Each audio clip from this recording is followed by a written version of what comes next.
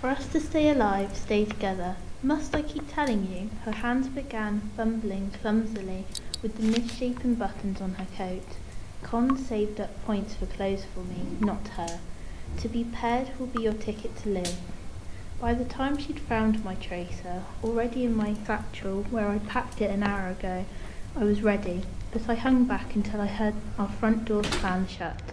Then I followed, quietly, down the stairs into our bare-walled lobby, the only decoration a poster with black writing pasted onto the glass of the entrance, so you couldn't fail to read it every time you left the building. 60 years ago, the sea rose, stripping countries bare, removing all life. It will rise again. Citizens of land, strengthen our survival. We can't carry the weak. Work hard, breed only on approval. Die when your time comes.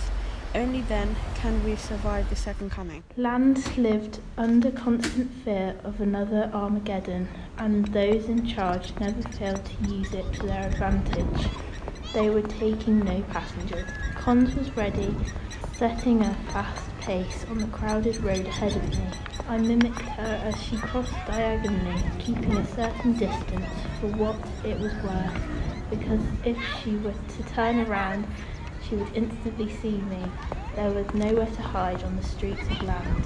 Roads were narrow, architecture was flat, pathways brightly lit, any foliage or tree trimmed to be no taller than a child.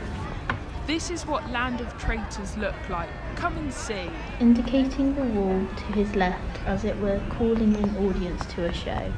Between a gap in the growing throng, I spied 5 scared-looking men, stripped down to their underpants, winter's cold turning their skeletal frames blue. Combined voices began raining out like ammunition at the bold heads of the boys. Land won't carry you. Your kind will bring us all down. Destroy all resistance. My breathing hurried. I elbowed past through grey and green and brown-clothed bodies. Stay silent, fix a smile, keep on walking. I just hoped desperately the glory spectacle would have disappeared by the time Clara passed on her way to the Institute. Arrests like these, they were few and far between, mostly kept out of sight. To do it in public must have meant the troopers wanted to send out a warning, which Cara was fast risking becoming. Lately she was burning to relocate, to risk trouble, to pay back the state for removing both her parents from selection. I was nearly through the crowd, bunched and pushed me aside. I watched as a middle-aged woman in brown, with lank, dark hair, careering into the furthest state trooper, her arms out. Get off him! I turned my head away. It was inevitable what was to come. I kept my focus on the road ahead as I heard the slam of a body into the hard concrete. A crunch of steel-clad heel on bone.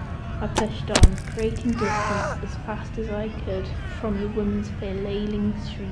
Leave my boy alone! From the shouts of one of the boys, suddenly silenced by the pop of a gun.